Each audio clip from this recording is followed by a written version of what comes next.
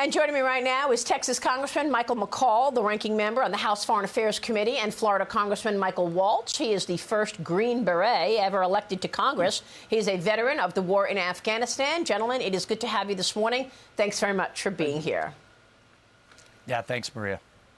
So, Michael Waltz, let me kick it off with you as a Green Beret 20 years later after September 11th. How do you assess the situation right now? You know, Maria, I spent 9/11 with a bunch of Green Berets, first responders, FDNY, at Ground Zero. And, you know, of course, we were reflecting on so much sacrifice and the loss that we endured as a country. But instead of just being able to focus on that, there was this cloud over everyone. Because we know now that at some point we are on a path for another 9/11, that the Biden administration, through this reckless withdrawal, through taking out all troops, all diplomats, all of our intelligence capabilities, and right now leaving Americans behind, that a next generation is going to have to go back to deal with it. We are on a road to future attacks. The same team that's around Biden was around Obama that yanked us out of Iraq and led to the rise of the ISIS caliphate. I think you're going to see that in the next year.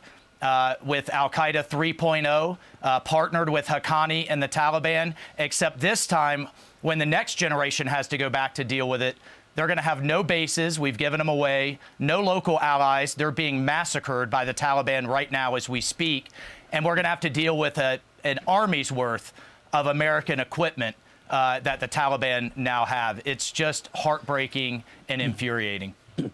So disturbing. And Michael McCaul, we want to show this video that I know came from your office. This is video of the Taliban looking through some of the things that were left behind, like the weapons, $86 billion worth of armament, as well as cash. I want to get your take on what this cash is that they're looking at. Did we pay the Taliban for something? Why are there all these pellets of cash along with all of these guns and armament that the U.S. left behind with the cut and run out of Afghanistan?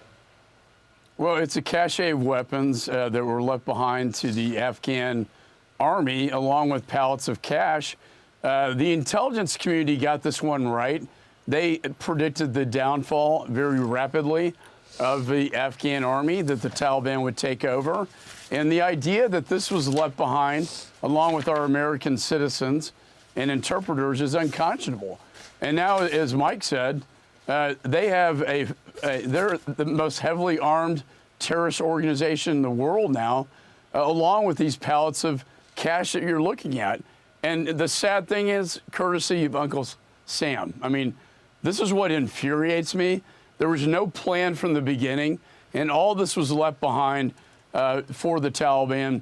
And what infuriates me even more, the American citizens left behind, the interpreters who fought with our special forces left behind. They're being executed as I speak right now. And then finally, no plan for an intelligence ISR capability in the region. We are dark in Afghanistan, and we're also dark when it comes to Russia, China, and Iran. Well, this is a really important point that you're making, Congressman McCaul, and I want to show this map of the Bagram Air Base, because we know, and we've pointed this out on this program, the distance between this air base and China is so small, miles, yards, and that is the distance between the air base and, for example, the Xinjiang province, where the CCP is enslaving the Uyghur minorities, as well as just a few hundred miles away from the nuclear facility where China is expanding its nuclear armament and facilities there. So, Michael McCaul, tell us about the Bagram Air Base and this monumental mistake of going dark, because I think there is also breaking news that you're going to share with us about Putin pressuring Biden to close that air base. I would not be surprised if Xi Jinping said, get this air base out of here so that America would not have eyes and ears in this part of the world. Your thoughts? Well, the reason why it's so important is because it's a national security asset for the United States, or it was, until the Taliban took it over. This provided eyes and ears not only in Afghanistan, but Russia, China, and Iran, our adversaries. They are now emboldened. We can't see. We are going dark now, and that's very dangerous. The administration talks about over-the-horizon capability. This is like 6-8 hours away in Qatar, UAE. Bagram, the loss of Bagram, I can't emphasize how destructive this is. And Maria, I'm getting reports now that the Chinese, as they met with the Taliban in late July, are negotiating not only for the rare earth minerals, but also they want access to that base. The idea that China is going to get access to Bagram Air Base, and then finally, to your point, reporting that Putin, the president of Russia, dictating to the president of the United States as to where he can build intelligence capability in the region, basically threatening him that he could not build that in what's called the stands, the region around Afghanistan. Yeah. Michael Waltz, your thoughts on this. We talked a couple of weeks ago when you joined me about the importance of the Bagram Air Base. Tell me about the ramifications long term. What a black eye if the CCP will be moving into Bagram Air Base. And I'm going to have Oliver North coming up in a few minutes. He's going to talk about the technology at that base. He said that there are more sensors there than in the whole island of Manhattan. Your thoughts? Well, Colonel North is absolutely right. It was the epicenter of our efforts there the last 20 years. Every soldier that came in or left flowed through Bagram Air Base. But we had important intelligence capabilities and sensors that could see in the region. I wrote an op-ed and sent a letter to the Biden administration and asked Secretary of Defense Austin directly during a hearing months ago why we would give away the only base in the world that we have that physically borders China in its back door, but also sandwiched between Russia and Iran. It's a 12,000-foot runway there, Maria. If you want to get Beijing's attention, if things start going south in Taiwan or in South China Sea, put a stealth bomber at Bagram and their back door, which is just a few hundred miles away from their new ballistic missile fields.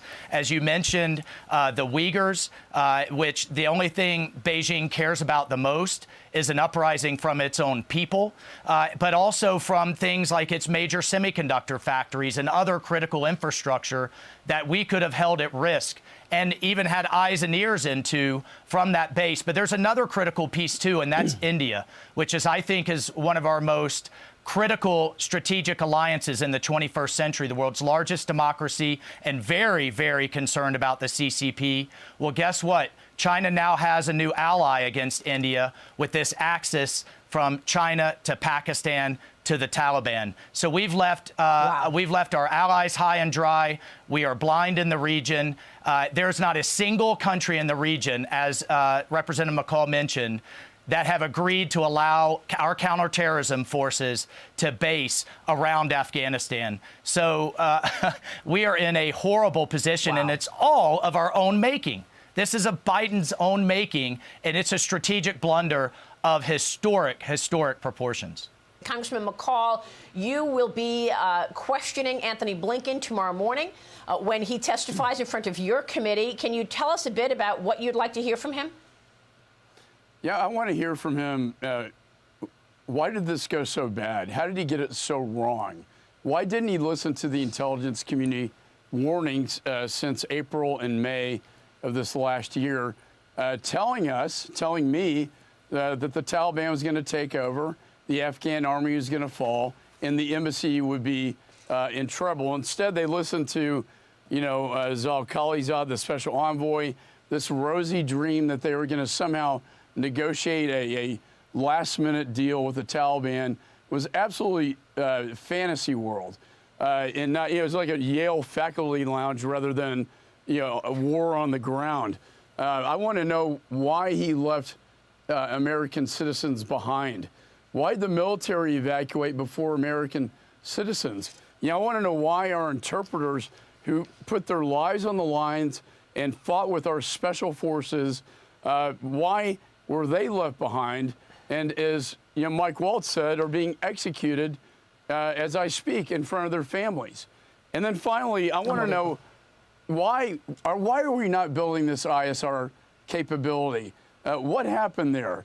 Yeah, I had an op-ed with Ambassador Crocker in New York Times in May, warning the administration that if you're gonna not leave a light footprint, if you're not gonna leave a residual force, then at least start evacuating American citizens, the interpreters, and establish this intelligence capability. They failed on all three counts. And now we're in a far more dangerous situation. So, and just to be clear for our audience who may not know, ISR, Intelligence Strategic Reconnaissance, is that right? ISR, and that means that we have none of it. We don't have any more intelligence. We don't have any more recognizance abilities, given the fact that we've closed down Bagram. And so now, as you said earlier, we are dark. Michael Waltz, your thoughts on that and the fact that now Afghanistan has started a new government, and I want to run a soundbite of the Taliban when they were asked about women. How come there's no women in government? Watch this. You tweeted it. ضرور نیست که در کابینه زن باشه. من اینقدر برات میگم. یعنی ضرور است که زن داشته باشیم ما در کابینه. چرا ضرور نیست آقای؟ چی ضرورت داره؟ تو ضرورتش بر من بکن. خب زن نصف پیکر جامعه نیست مگه؟ ولی ما خود نصفش ندانستیم اونا را. Aren't women half of the society? Well, we don't consider them half. Please assess for us, Michael Waltz, the new government in Afghanistan. Well, when is the administration going to let go of this fiction of hoping that we have an inclusive, diverse government coming from the Taliban, right? I mean, when are they going to let this go? And Biden and Blinken keep saying, well, we're going to judge by their actions. Well, let's look at their actions. Let's look at the beatings and killings of journalists who are covering protests of women that have been told you can't go to work, you can't go to university. That Taliban spokesman, when asked why aren't we seeing any women as ministers, he basically said they can't handle it and need to stay at home and have babies. That's literally what the Taliban spokesman said. So here we have the Democrats that are the defenders of minorities and women's rights, and yet they're silent and they're engaging with a terrorist regime. Oh, by the way, now the head of the police and their border enforcement and deciding who can come and go is a terrorist by the name of Siraj Haqqani on the FBI's most wanted list that I've personally tried to kill on multiple occasions. It's responsible for the deaths of hundreds of Americans and is holding an American hostage right now as we speak, Navy veteran Mark Frericks. That's who the Biden administration is engaging. And meanwhile, our allies that still want to fight and still want to stand with us are suffering a genocide in the Panjshir Valley. The Taliban are literally pulling out young boys and killing them so that no future generation can ever resist their rule. And they're all partnered with al-Qaeda. And al-Qaeda is going to come roaring back. The intelligence is on that is very clear. So disturbing. Michael McCaul, last word from you, because I did want to get some breaking news in on the origins of COVID. You did a great job with your reporting on all the circumstantial evidence, but tell me what else you have here. We know that China wants the $1 trillion in rare earth minerals in Afghanistan. They want to get in there, but there's also news that they will not acknowledge the origins of COVID. What did you learn in terms of the grant applications that you were telling me about this weekend? Well, this new information has come out through a FOIA request. The grant applications that went to the NIH basically indicated it was for gain-of-function research, which is genetic modification. This was not a naturally occurring virus, Maria. This was a man-made, genetically modified virus. And the grant applications that I was denied access to that we got through a FOIA request now actually prove that what was going on at that lab was gain of function. And the worst thing, Maria, is that it was done through EcoHealth. Peter Daszak got $3.1 million from the NIH, 600,000 going to the Wuhan lab, and our intelligence community didn't even talk about it in their report. And then we have to ask the question, was it an accident or not, given all of these revelations? Thank you so much, gentlemen, for your work. We so appreciate it.